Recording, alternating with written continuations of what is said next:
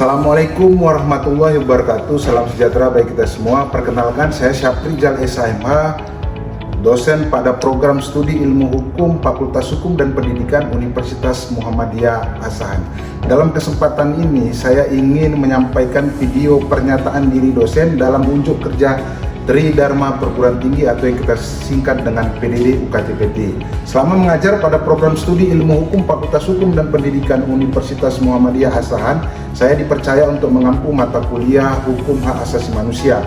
Adapun deskripsi mata kuliah ini adalah mata kuliah ini akan mengkaji beberapa aspek hukum dan hak asasi manusia yang diawali dengan mengkaji peristilahan dan pengertian HAM, tujuan HAM dan hubungan antara HAM dengan negara, demokrasi, dan hukum. Selanjutnya akan membahas sejarah perkembangan hak asasi manusia baik secara konseptual maupun generasi HAM. Berikutnya akan dibahas dimensi-dimensi HAM, hak asasi manusia dalam keadaan darurat, yang selanjutnya akan dibahas tentang pengaturan HAM baik pengaturan secara nasional maupun internasional. Kemudian termasuk pula serangkaian konsep penting kasus-kasus yang berhubungan dengan HAM. Dan di akhir semester mahasiswa akan menganalisis beberapa kasus yang terkait dengan demokrasi dan hak asasi manusia baik secara nasional maupun internasional. Kemudian capaian mata kuliah ini diharapkan mahasiswa mampu dan memahami, menguraikan serta menjelaskan konsep dasar hukum hak asasi manusia baik pengertian, fungsi, tujuan, dan ruang lingkup, sejarah, prinsip, dan dapat menganalisis kasus-kasus yang berhubungan dengan hak asasi manusia baik secara nasional maupun internasional. Sedangkan capaian pembelajaran mata kuliah ini diharapkan nantinya mahasiswa yang pertama itu taat akan hukum dan mampu menyusun konsep penyelesaian masalah atau kasus hukum melalui penerapan metode berpikir yang yuridis berdasarkan pengetahuan teoritis dan juga hukum positif. Kemudian mahasiswa nantinya mampu menerapkan pemikiran logis, kritis, sistematis, dan inovatif tentang sumber, asas, prinsip, dan juga norma hukum dari berbagai keahlian atau bidang hukum positif yang merupakan dasar juga dalam hal menjalankan profesi daripada di bidang hukum. Kemudian metode penilaian dalam mata kuliah Hukum Hak Asasi Manusia ini saya menggunakan konsep DIA, yaitu Delivery, Interaction, dan Assessment. Selanjutnya agar lebih memperjelas tentang penjabaran mata kuliah saya, mari kita simak dalam video berikut. Baik, Assalamualaikum warahmatullahi wabarakatuh. Waalaikumsalam. Bagi kita sekalian, bagaimana kabarnya semua? Baik, pada hari ini kita masuk pertemuan kelima, yaitu tentang mata kuliah Hukum Hak Asasi Manusia, di mana hari ini kita akan mempelajari tentang prinsip-prinsip hak asasi manusia. Baik, untuk memulai perkuliahan hari ini, marilah kita berdoa. Berdoa dimulai. Selesai. Terima kasih. Minggu yang lalu kita sudah mempelajari tentang sejarah daripada hak asasi manusia.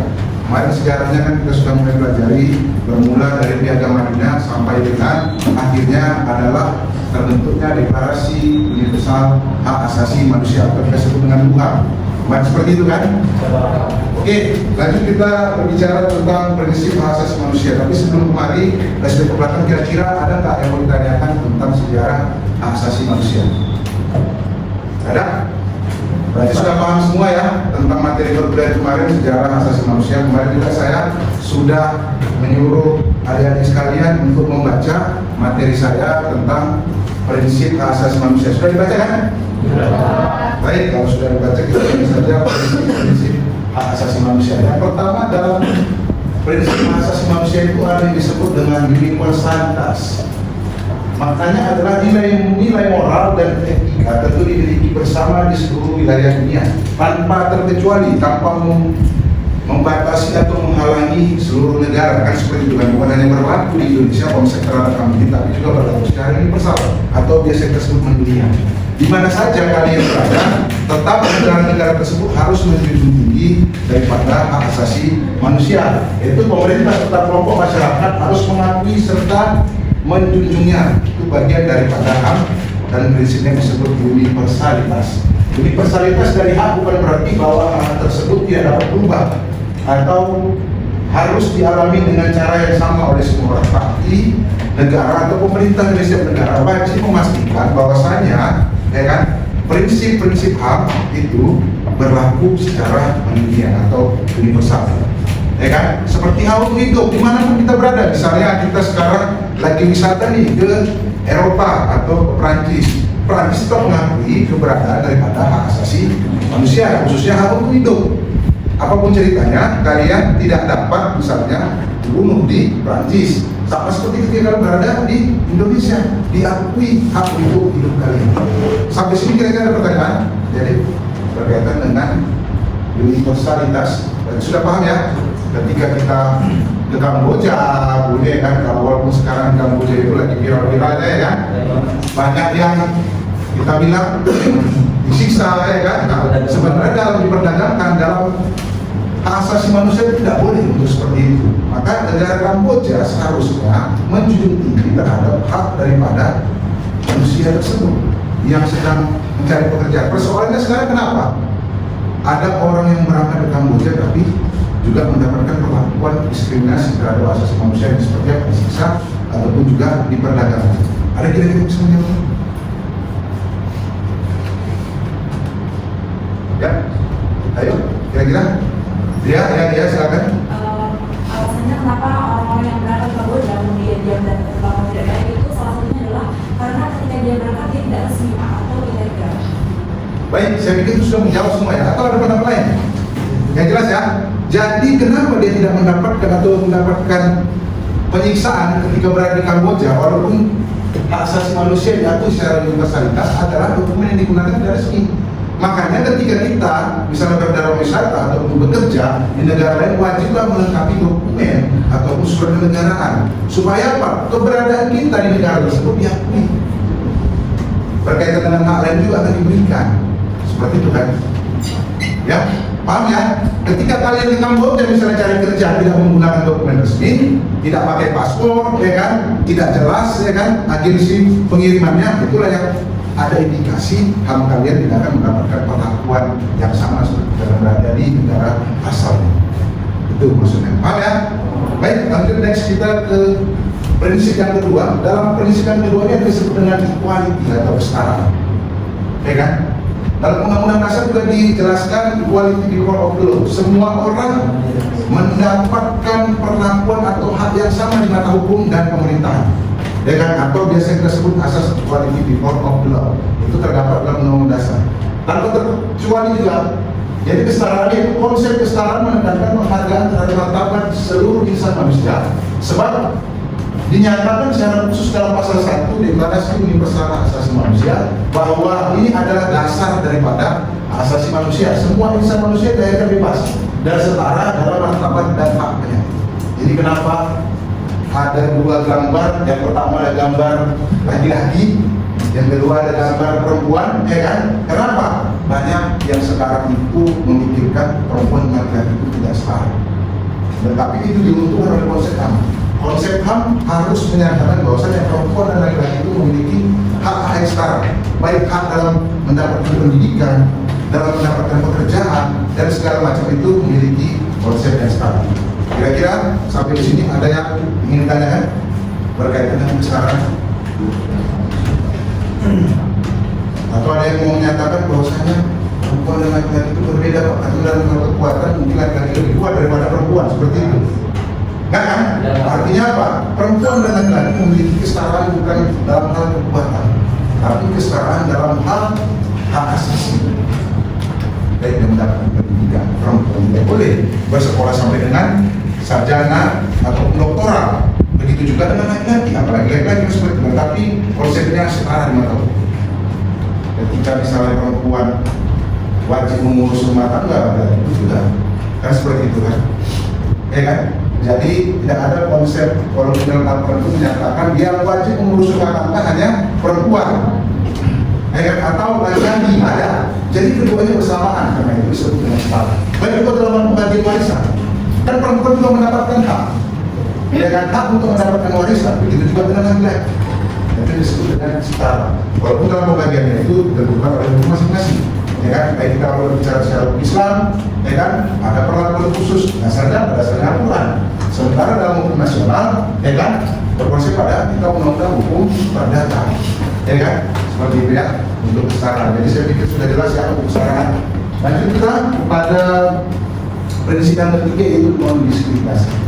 Ini yang sering kita lihat di di dunia yang sekarang ini. Kalau kita lihat di televisi, ada yang membeda-bedakan atau non diskriminasi atau melakukan diskriminasi. Maka bukan non diskriminasi sifatnya adalah konsep ini mendorong bahwa tidak seorang pun dapat diingkari hak atas perlindungannya. Karena apa? Alasan faktor eksternal, yaitu ras, warna kulit, seks, ini maksudnya jenis kelamin, ya kan? Kemudian bahasa, agama, politik, dan pandangan lain, asal nasional ataupun sosial, kepemilikan, kelahiran, dan statusnya. Jadi jelas, orang Papua dengan orang asalan sama dalam hal perlindungan hak asasi manusia, sama statusnya, sama prinsipnya, ya kan? Jangan karena dia misalnya orang Ghana yang hitam-hitam, kulitnya hitam, ya kan, kita sebut dengan biasa orang kan kalau di televisi itu, kalau pemain bola itu, ya kan, orangnya banyak hitam-hitam ya, kita bilang ini salah juga, ya kan? Itu tidak boleh mendapatkan perlakuan seperti itu. Walaupun dia berkulit hitam, ya kan, walaupun dia berkulit coklat, walaupun dia berkulit sawo matang atau berkulit putih sekalipun, tetap mendapatkan perlakuan atas hak asasi manusia yang sama, ya kan?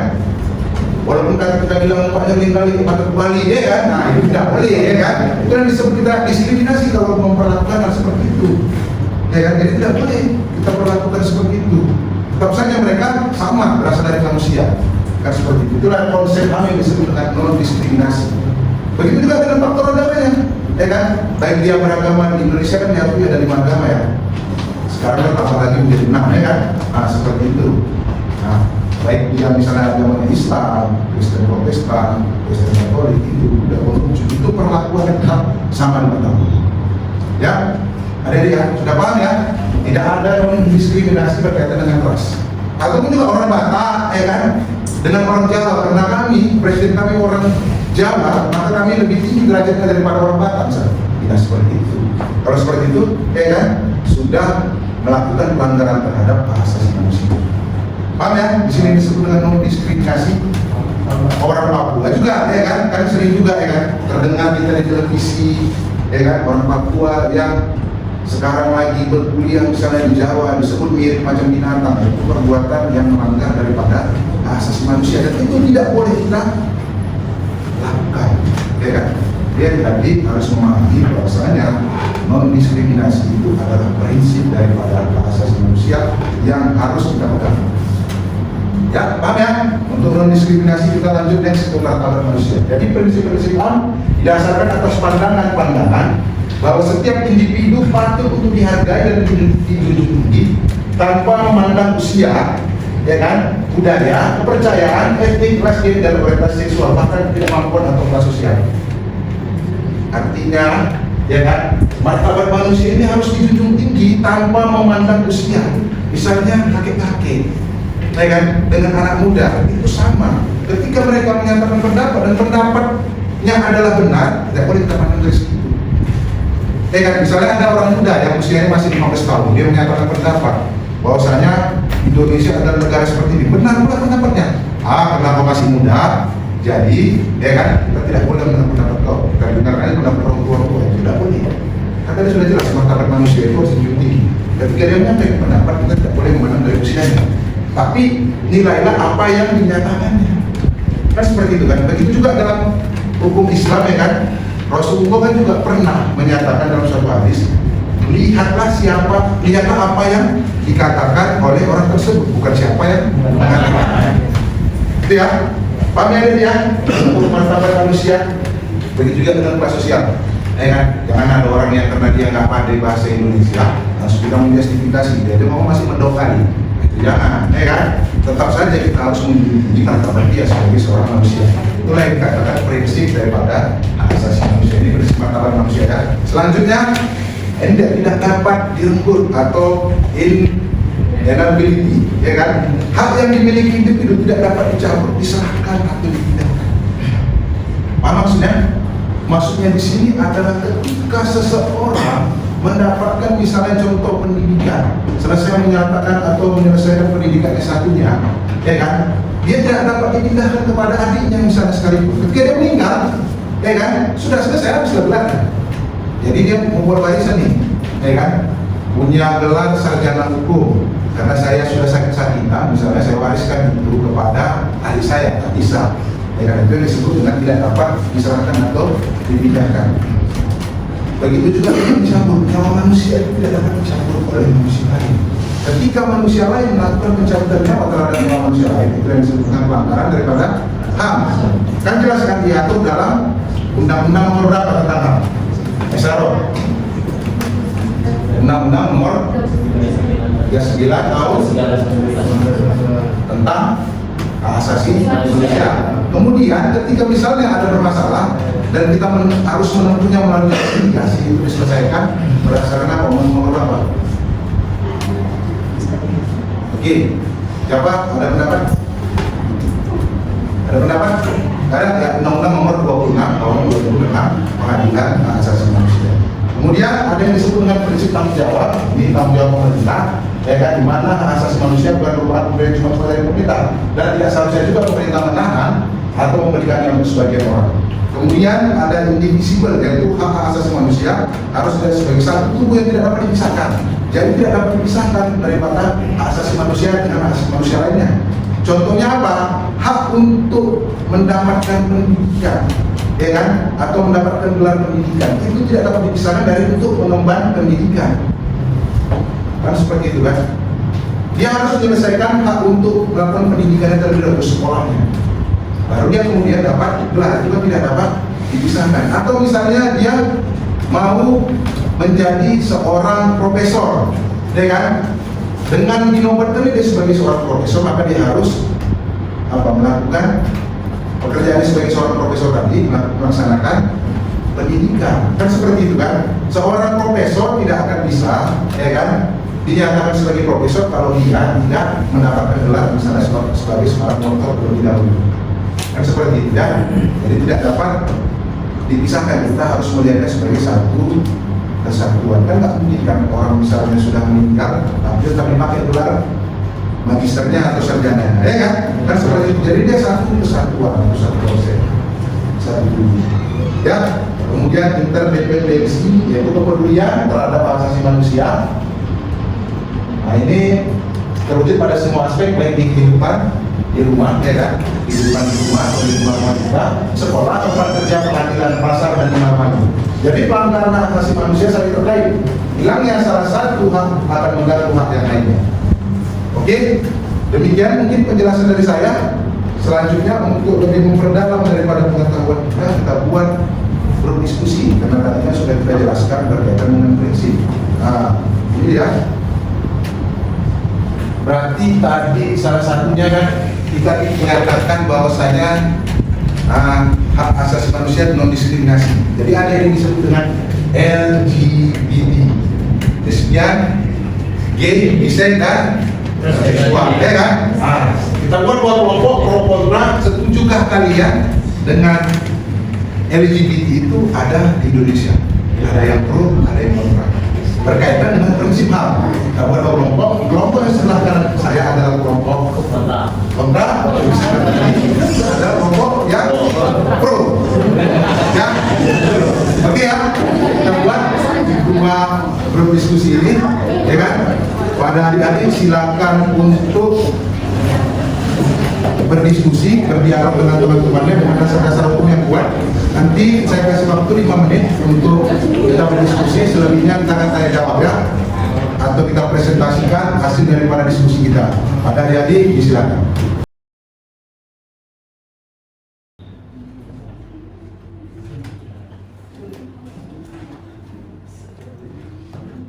Baik, waktu diskusinya sudah berakhir, maka kita buat kelompoknya saling berhadapan, baik kelompok pro maupun kelompok kontra.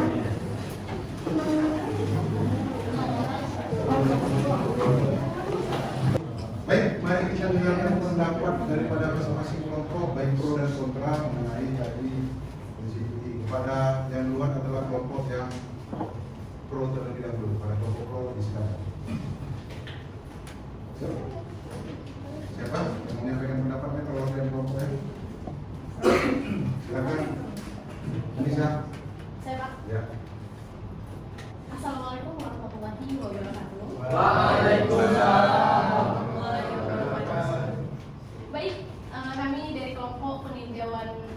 memiliki dari sudut pandang HAM terkait menurut Undang-Undang HAM. Baik, yang pertama perlu kita ketahui adalah LGBT juga manusia yang memiliki hak dasar yang tidak dapat dicabut. Itu berkaitan dengan Undang-Undang Dasar 1945 pasal 281 ayat 1 dan Undang-Undang Nomor 39 tahun 1999 tentang HAM pasal 4. Kita juga mengetahui hukum tidak boleh digunakan untuk mendiskriminasi minoritas. LGBT ini kan seperti yang kita tahu kan seperti minoritas begitu. Itu kan seperti kelainan gender. Nah, di dalam negara Indonesia kita menganut HAM yang juga menjelaskan adalah kita berhak mendapatkan perlakuan yang sama di depan hukum, baik kita memiliki kelainan atau tidak memiliki kelainan, memiliki kelebihan ataupun memiliki kekurangan, kita tetap diperlakukan sama atau berlakuan sama di depan hukum. Itu terkait tentang pasal 28B ayat 1, di mana LGBT bukanlah sebagian dari tindak kriminal, maka dengan itu kita tidak berhak mendiskriminasi atau menjudge-nya. Baik, yang penjelasan ketiga adalah Indonesia terikat pada instrumen HAM internasional yang dimana wajib menghormati hak-hak semua warga negara termasuk LGBT dan tidak boleh didiskriminasi atas kekerasan atau persekusi lainnya. Dimana kami sebagai memandang LGBT dari segi pro menurut HAM mendukung hak LGBT bukan berarti menyetujui perilaku, melainkan menghormati hak orang lain untuk menjalani kehidupannya tanpa takut dikucilkan. Seperti yang kita ketahui, kita adalah negara hukum, negara yang menganut HAM, apalagi terkait kita berkaitan dengan instrumen HAM internasional, maka tidak seorang pun boleh memperlakukan seseorang dengan keji ataupun disiksa. Bahkan dalam agama sekalipun, memang LGBT tidak dibenarkan, tapi juga kita tidak dibenarkan untuk mendiskriminasi, mengucilkan atau menyiksa minoritas seperti LGBT. Karena apapun yang terjadi, LGBT tetaplah manusia yang memiliki hak yang tidak dapat dicabut, diganggu, dan yang lainnya. Terima kasih. Baik. Selanjutnya kita berikan kesempatan kepada kelompok kontra untuk menjelaskan pandangannya berkaitan dengan kelompok kontra. Siapa kawan-kawannya? Silakan. Ya. Baik, assalamualaikum warahmatullahi wabarakatuh. Baik, kami dari tim kota ingin menanggapi ataupun menanggapkan tentang dari tim kota tentang HAM bahwasanya LGBT di Indonesia. Yang pertama itu secara tidak langsung bahwasanya itu melanggar norma agama, sosial, budaya, serta pengaruh terhadap masyarakat. Oleh karena itu dalam konteks norma sosial, beberapa berpendapat bahwa LGBT tidak sesuai dengan norma sosial dan budaya yang ada di Indonesia. Dalam konteks agama pula, bahwasanya LGBT dalam kepercayaan ataupun ajaran agama masing-masing itu adalah suatu tindakan yang tak sesuai dengan norma agama tersebut. Kemudian dalam tindakan masyarakat yang mungkin tidak membuat masyarakat nyaman tentram dengan keadaan tersebut, ataupun dengan tindakan LGBT tersebut yang ada di Indonesia. Oleh karena itu kami tim kontra sangat tidak mendukung bahwasanya LGBT di Indonesia itu harus ada ataupun harus disetujui ataupun harus diresmikan bahwa seperti negara-negara lainnya. Terima kasih dari tim kontra. Baik, tepuk tangan dulu untuk kita semua. Manusia terhadap hak asasi manusia yang disebut dengan non-diskriminasi dan seperti itu kan. Tapi di sini saya teruskan pernyataannya bahwasanya LGBT itu belum ada aturannya di Indonesia. Dan seperti secara umum pengaturan terhadap LGBT belum ada aturannya di Indonesia. Tapi baik secara norma agama, budaya, sosial, ya kan itu tidak diperbolehkan di Indonesia. Namun, ya kan di dalam pengaturan HAM juga tidak ada diatur secara khusus. Jadi saling menghargai kedua sudut pandang ini tentunya itu yang disebut dengan prinsip universalitas. Artinya di Indonesia tidak ataupun belum ada aturan tentang LGBT. Kemudian dunia HAM, pandangan HAM secara internasional menyatakan boleh itu diperbolehkan. Tapi keduanya juga harus memahami bahwasanya baik di Indonesia maupun secara internasional ya kan memiliki paham yang berbeda berkaitan dengan LGBT ini. Khususnya di Indonesia juga pernah agama manapun kan tidak ada yang menghalalkan ataupun membolehkan tentang LGBT kan, apalagi terutama di Indonesia karena bertentangan dengan nilai agama, nilai kesusilaan dan nilai-nilai budaya daripada yang terdapat di Indonesia. Oleh sebab itu masing-masing harus menjaga Cuman yang harus kita ketahui bersama bahwasanya ketika misalnya ada perilaku-perilaku yang menyimpang khususnya LGBT, kita tidak harus mendiskriminasikan, tapi memberikan pandangan-pandangan atau nasihat-nasihat. Bisa juga ketika itu menyangkut daripada teman saudara atau kerabat kita. Nah, seperti itu kan. Jadi kedua pandangan harus dihormati, baik pandangan budaya Indonesia maupun juga pandangan internasional, khususnya HAM yang berlaku secara internasional. Bukan berarti ada LGBT kita main hakim sendiri. Itu juga termasuk tindakan atau sifat yang salah daripada kita, karena kita mengakui prinsip-prinsip HAM dari secara universal, ya kan? Baik secara kesetaraan, non diskriminasi tadi, martabat manusia tidak dapat direnggut, tanggung jawab dan indivisible serta interdependensi. Demikian mungkin penutup untuk perkuliahan hari ini. Mungkin besok kita masuk kepada materi berikutnya, itu hubungan antara hak asasi manusia dengan negara, hukum dan demokrasi. Ya kan? Tepuk tangan untuk kita semua. Ini sebelum kita tutup atau kita akhiri perkuliahan ini, karena sama kita berdoa. Berdoa dimulai. Selesai? Demikian saya akhiri untuk pertemuan perkuliahan hari ini. Dan kurang saya mohon maaf, kalau saya mohon ampun. Assalamualaikum warahmatullahi wabarakatuh. Waalaikumsalam warahmatullahi wabarakatuh. Terima kasih. Silakan sudah boleh kembali keluar. Tapi sebelum kembali kita dulu. Demikian video pembelajaran mata kuliah Hukum Hak Asasi Manusia yang saya ampu sebagai salah satu pelaksanaan Tridharma Perguruan Tinggi. Diharapkan mahasiswa nantinya mendapatkan pemahaman yang mendalam serta mampu untuk menjelaskan berkaitan dengan teori dan juga contoh-contoh kasus yang berhubungan dengan hak asasi manusia. Atas perhatiannya saya ucapkan terima kasih. Wassalamualaikum warahmatullahi wabarakatuh.